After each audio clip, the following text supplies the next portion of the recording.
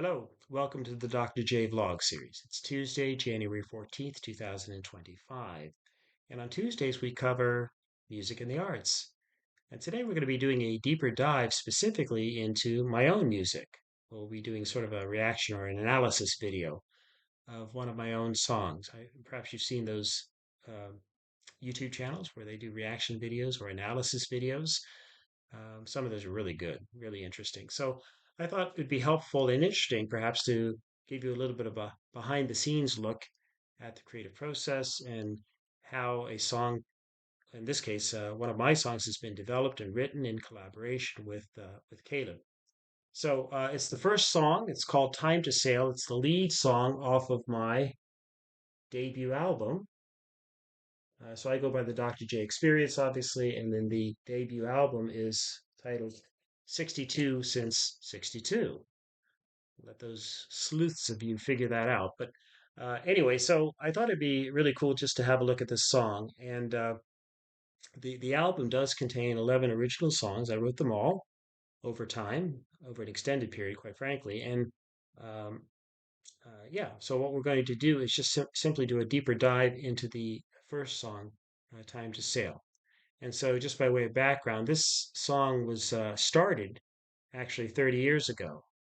And the first verse was actually written quite literally to reflect the experiences I had as a stay at home dad and with our firstborn son, Lucas.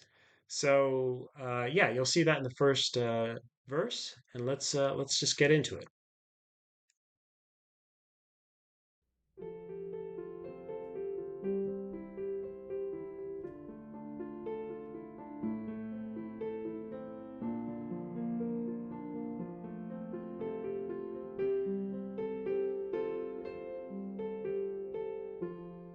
You weren't 8 months old.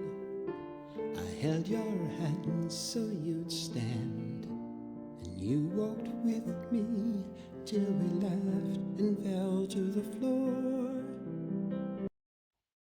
Okay, so there I'll first stop. So obviously it's a piano-based piece, or I wrote it on the piano. And as I say, I started that one about 30 years ago. And that first verse just came to me quite naturally based on a literal experience that I had with Lucas. Now, after that, I should say the remainder of the song gets a little bit more general. It's not about any specific incident or about even any specific child or son. I'm hoping it's something that everyone can relate to at some level, given the nature of the song, the themes, etc. But just by way of the instrumentation there, it's obviously piano first, and that's what you're hearing in the intro, and that's all that you've heard up to this point. So it's just me singing and the piano. By the way, there's no auto tuning and voice pitch correction or anything like that. I said, Caleb, whatever it ends up being, let's just go with it. So and by the way, in some of the songs, you'll definitely say, oh, maybe they should have used a little bit of pitch correction there. I liked it because I wanted it to be more natural, and live performances you don't always hit every note perfectly and so on and so forth. So there is a little bit more of that kind of natural feel, I hope, to the album. So okay, so that's the introduction. That gets us started, and you sort of get a sense of the flow of the song at that point. And then now what you're going to hear is the guitar accompaniment, the acoustic coming in, finger picking, and that's a very common strategy in building up songs where you start adding layers of different instruments and that sort of thing. So see if you can pick that up on the second verse, and then I'm going to take us right into the chorus, and then I'll stop again to talk a little bit about what's going on. And then life's key unlocked your strength and speed, and once free, you walked faster and far than ever had before. And once you sought my guidance, not quite clear the comfort, the existential question, is there anything more? The sun you walked through childhood, I followed every step I could. All the places you've been, you've taught me more than you know. And I'd like to thank you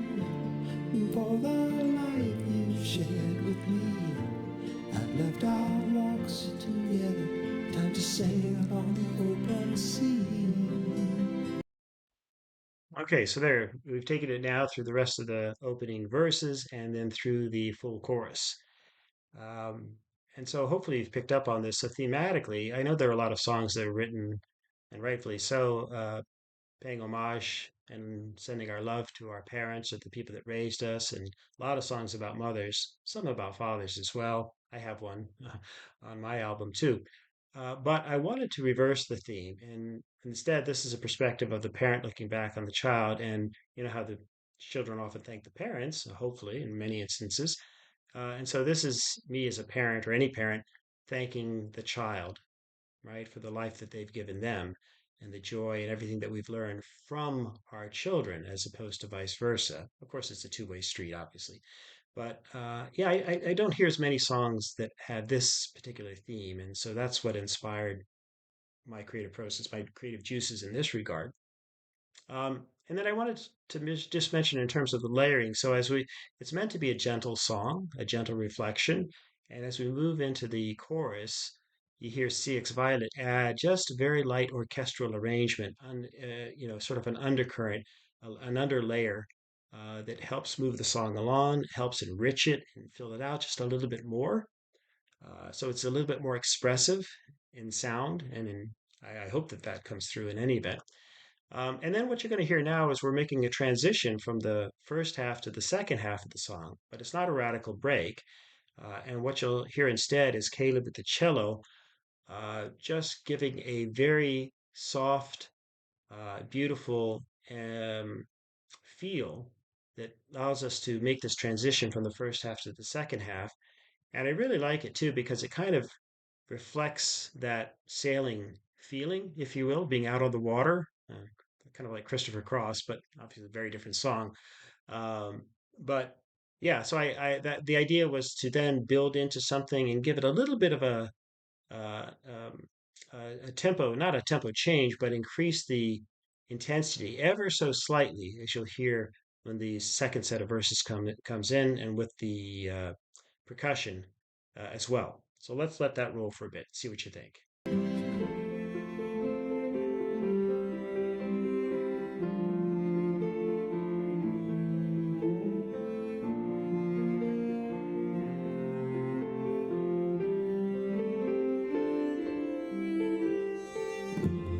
And after 18 years, an anxious heart, a new start. We left our home on August to study far away. Poets first unlocked your pensive side as you tried to understand the genius of words that you might say. Many paths before you walked alone on hard stone and faced the future climbing higher every day. The sun you scaled the mountains. Okay, so there we've gone through the second set of verses, talking about the next stages of life. And as I say, there's a little bit richer sound to it now with the percussion and these undercurrents. And you'll notice, though, that we backed off some of the music a little bit in the very last verse when we're talking about walking along the hard stone and so forth. But you do hear the percussion and you hear that sort of clippity clop under the music. And so that's, I think, quite intentional. And again, it conveys a certain imagery that I think matches as as we're pursuing our journey along the different pathways, and then again coming to the mountain. And you also hear then as it shifts into that verse, or sorry, into the chorus, the first um sort of mini climax to the song, right? It says, "Well, son, you've scaled the mountains. I'm looking up from far below." So again, that's the child ascending to the heights that they're going to go to. We don't know what they are necessarily, and we can't always see them, especially when they're so far up, so high above us. Um, but anyway, that's the idea. That's the imagery there. But we haven't reached the ultimate climax within the song yet. That's coming, and I think you'll hear it both musically and you'll see it lyrically as well. So let's carry on, and then what I'll do is I'll just let it play on out through the outro as well, and explain again the thinking behind this. I'm looking up from far below, and there I see you standing, a silhouette in the sky. Still, I'd like to thank you for the life you share with me. I've loved our years together, time to sail on the open sea.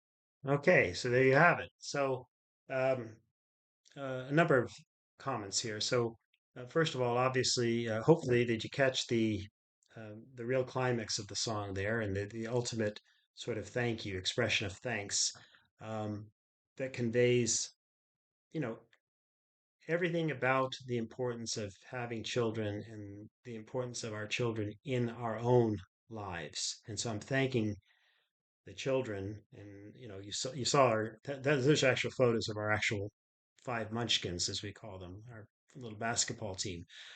So yeah, we're a blended family with five boys, and I didn't really finish the song until many years later. So the second set of verses really came about, I'm not kidding, at least 15 years after the first part of the song. I went back to it and said, you know what, I want to build on this song, and I really want to finish it. And so I did about 90% of the song at that point. And then the final 10% was actually just written in the last year or two, where I said, I want to put some finishing touches on this song. And that's when I shared it with CX Violet. And the way it works is that because I can't read or write music, right? I just hear it in my head, and I sort of taught myself how to play these instruments and so on. So, and a lot of musicians are like that, right? So they're sort of self-taught and so forth.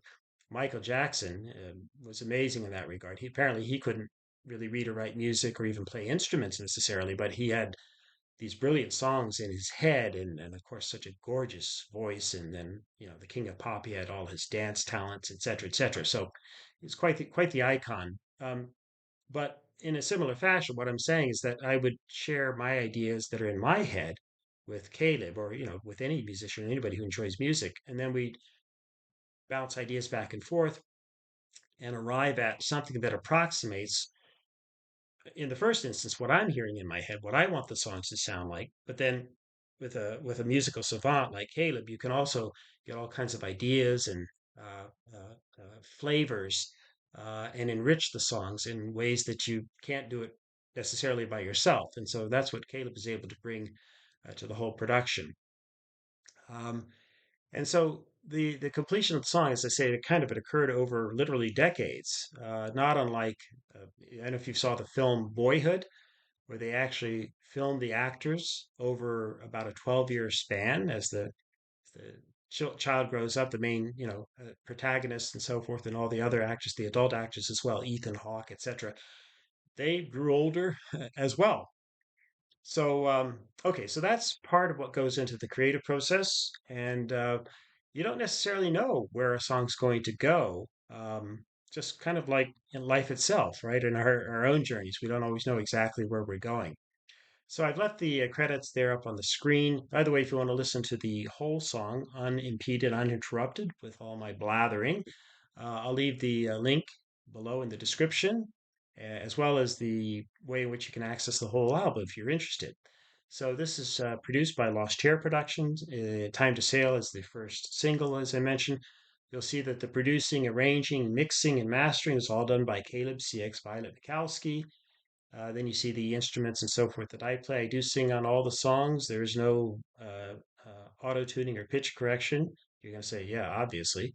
Uh, and then the cello, the percussion, the symphonic accompaniment here is by Caleb CX Violet. And then the video editing, and my videographer is Kira Patterson, who's a student of mine at King's University College, and she's amazing. And so she's done really pretty much all of my videography in the various videos that we've done, as well as even the vlog series. She's helping out with some of the captions, etc. Okay, so that's where we are. I hope you get a little bit of an appreciation, a behind the look scene at what we're doing. And yeah, we'll do more of these in the future. I'll be doing some of my own reaction or analytic videos as well on other people's music. In the meantime, may you and yours, as ever, continue to create peace in your lives and nurture love in your hearts. Hasta mañana.